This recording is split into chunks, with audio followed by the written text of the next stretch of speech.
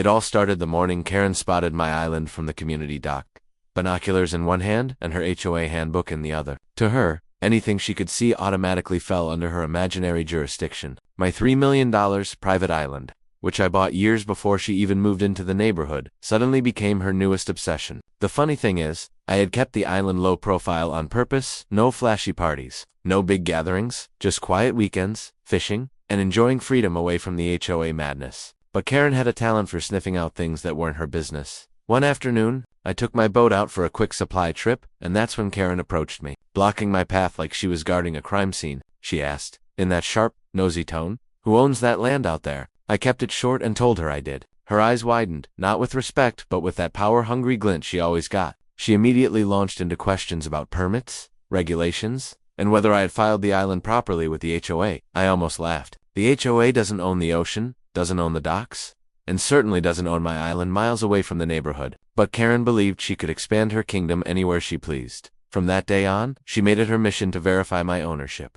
She followed me to the dock, took photos of my boat, questioned neighbors, and even sent me handwritten notes asking for documentation as if she were some official land inspector. The more I ignored her, the more determined she became. She even claimed the island was community-adjacent property and might need to be added to the HOA map. The woman literally tried drawing a dotted line on a copy of the neighborhood blueprint to connect it to the island. It was ridiculous, but it showed just how far she was willing to go. Things escalated when she organized a small HOA committee meeting behind my back to discuss unregistered offshore assets belonging to a resident. A few neighbors told me later that she showed an enlarged photo of my island, like she was presenting evidence of a federal crime. Her argument was that anything within visual distance of the community could influence property values, therefore giving the HOA some form of authority over it. Even her own committee members looked confused. Her obsession grew to the point where she started telling people the island was being misused, that I was hiding unregulated structures, or worse, that it was secretly a rental business. None of it was true, but Karen never needed truths, she just needed drama and control. And in her mind, she was on the verge of seizing new territory for the HOA empire. But what Karen didn't know, what made this entire situation almost entertaining, was that I wasn't just some quiet homeowner she could bully. I wasn't a pushover, and I wasn't scared of her false authority. I had real authority, the badge in my desk drawer, the jurisdiction I carried, and the laws I actually understood. All of that would soon turn her little fantasy into a reality check she would never forget. Karen's obsession with control didn't stop at questioning my island ownership. She went into full tyrant mode, convinced she could impose her HOA rules on a piece of land that wasn't even part of the mainland, let alone the neighborhood. It began with a letter slipped under my door, written in her dramatic, heavy-handed handwriting. She listed a series of mandatory compliance expectations for all adjacent and visually accessible properties. I had to read it twice to believe it. According to her, my island had to follow HOA landscaping rules, noise restrictions, dock maintenance standards, and even paint color regulations. She genuinely tried dictating the shade of my cabin walls in a private island the HOA had absolutely no authority over. Karen wasn't just enthusiastic about enforcing these rules. She acted like she had discovered a new colony to govern. She claimed my cabin roof disrupted the aesthetic harmony of the community shoreline. Even though my island wasn't visible from most homes unless someone, like her, stood on the farthest dock with binoculars. She wanted me to submit architectural plans for approval, repaint my boat because the color was too bold, and reduce the height of my flagpole because it posed a potential visual hazard. It was like she had lost all sense of reality and believed she ruled everything the sun touched. When I ignored those demands, Karen got more aggressive. She mailed me fines, actual HOA violation notices, claiming I owed hundreds of dollars for non-compliant property maintenance. Every notice made less sense than the last. One accused me of unauthorized vegetation growth. Another claimed my island didn't meet HOA-approved landscaping standards because my palm trees weren't trimmed uniformly. I couldn't help but laugh at the idea of her expecting me to manicure an entire island to fit her suburban perfection. But Karen wasn't done. She called an emergency HOA board meeting specifically to discuss corrective measures for my supposed violations. Neighbors later told me she stood at the podium with a stack of photos she'd taken from miles away, zoomed so much that they were practically blurry blobs. She argued that my island's unkempt natural appearance lowered the neighborhood's image and could reduce property values. Never mind the fact that my island was a fully legal, private piece of land, purchased with my own money far outside HOA reach. Karen simply didn't care. Rules were her religion, authority her weapon, and control her addiction. She even drafted a special offshore property addendum trying to officially extend HOA boundaries over water. She printed it, highlighted it, and shoved it into everyone's mailbox like it was a constitutional amendment. Most residents ignored it, but Karen believed she had set a precedent. To her, Everything was going according to plan. She thought I was stubborn, but she believed she could pressure me into compliance with enough paperwork, meetings, and threats. What she didn't know was that every letter she left, every made-up fine she issued, and every minute she spent trying to regulate my island was digging her deeper into a hole she wouldn't be able to climb out of, because while she had rules, I had the land. Soon she was going to learn the difference in the most unforgettable way.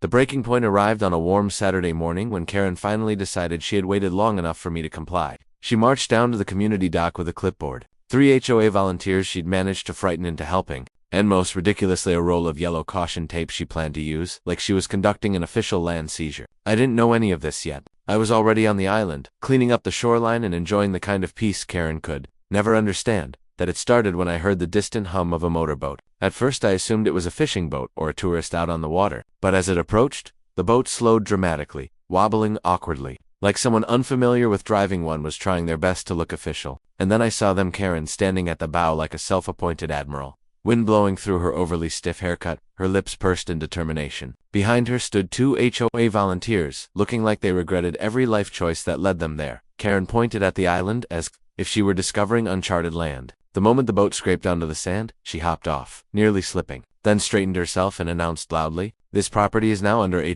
review and temporary seizure pending compliance. Investigation." It took everything in me not to burst out laughing. She marched right up to me with her clipboard and said she was conducting an official inspection. She didn't ask for permission, didn't acknowledge that this was private land, and didn't care that she was trespassing. She started taking pictures of everything: the cabin, the boat, the dock, even my barbecue grill, while mumbling about violations, structural hazards, and potential fines. She wrapped her yellow tape around a palm tree and declared the area restricted pending evaluation, as if she had legal power to quarantine my own backyard. When I asked her what she thought she was doing, Karen puffed out her chest and said, "The HOA has the authority to seize non-compliant assets." She genuinely believed this. She thought her clipboard and bossy tone were as powerful as the law. I asked her what law gave her that power, and she simply replied, "HOA, Article 14B. I had to remind myself that getting angry wasn't worth it. Watching her meltdown later would be far more satisfying. Her volunteers looked increasingly uncomfortable, whispering to each other and glancing at the boat like they were planning their escape. Karen didn't notice. She was too busy measuring my dock with a tape measure she brought, muttering about safety codes she invented on the spot.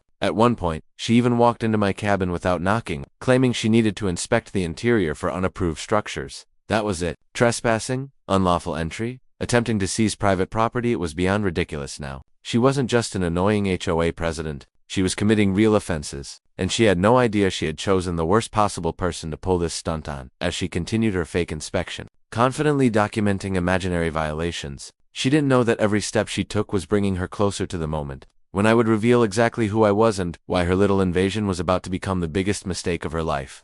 Karen's fake investigation was reaching new levels of insanity. She was pacing around my island like a wannabe government agent, waving her clipboard as if it were a badge. Meanwhile, I was quietly watching her dig her own grave with every unlawful step she took. She had trespassed, attempted to seize property, entered my cabin without permission, and even threatened me with imaginary penalties. It was almost comedic how confident she was, completely clueless about who I really was. After she finished her so-called inspection, Karen strutted toward me with the posture of someone who thought she had absolute power. She flipped through her clipboard dramatically and announced, "You are in violation of multiple HOA regulations. Pending approval from the board, we will take control of this island until you comply." Her volunteers stood behind her with pale faces, clearly terrified but too afraid to challenge her. I simply asked, "Karen, do you really think you have the authority to seize private property?" She scoffed and said, "Of course I do. The HOA regulations extend to all properties that affect the community's visual or environmental standards." She said it like she was quoting federal law. That was when I decided it was time to end her fantasy. I reached into my bag, pulled out my badge, and held it up just long enough for her to clearly see the emblem and the engraved title.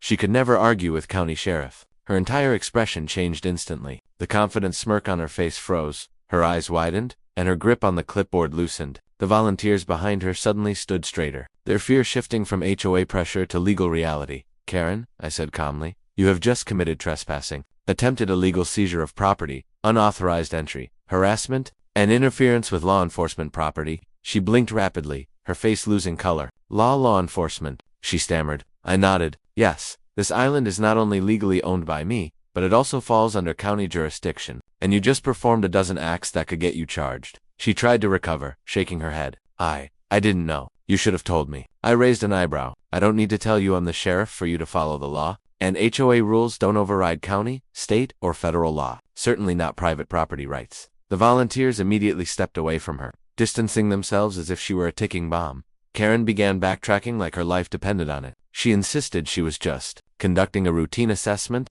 Then she tried claiming that the whole thing was a misunderstanding and that she was only trying to support community standards, but there was no escaping it. She had gone too far. I informed her that I had every right to file charges and that her actions were fully documented through my security cameras installed around the island. Her knees nearly buckled. She nervously asked what would happen next. I told her the decision would depend on her cooperation and whether she would cease all HOA harassment immediately. For the first time since she moved into the neighborhood, Karen was silent, completely defeated. She wasn't the queen of the HOA anymore. She was a trespasser standing on land she had no business touching. And in that moment, the tables turned permanently. She finally understood that I wasn't someone she could bully, intimidate, or control, because unlike her imaginary authority, mine was real.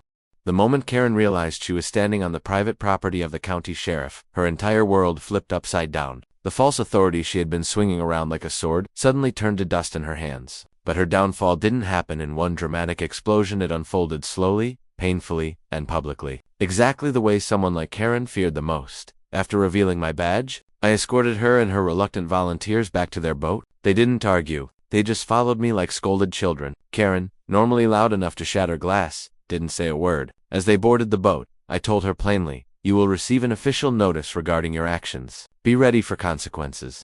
It wasn't a threat with the law, and she knew it. That evening, after reviewing the island's security footage and documenting the incident, one submitted a formal report to the county legal office. Trespassing, unauthorized entry, interference with law enforcement property, each charge carried weight. But I didn't push for jail time. I wanted accountability, not destruction. Still, the legal process had a momentum of its own, and soon enough, Karen was summoned for questioning. Word spread faster than wildfire. For years, Karen had terrorized the neighborhood with strict rules, unnecessary fines, and her endless obsession with control. People had tolerated her because she made herself seem untouchable. But now, the mask had fallen off. The community finally saw that without her clipboard and loud voice, she was just another resident, one who had crossed the wrong line. At the next HOA meeting, dozens of homeowners showed up not to support her, but to demand her removal. Some brought printed copies of the county's investigation notice. Others brought stories of their own harassment, fines she had invented, and rules she had twisted to suit her mood. For the first time in her life, Karen didn't sit at the front table barking orders.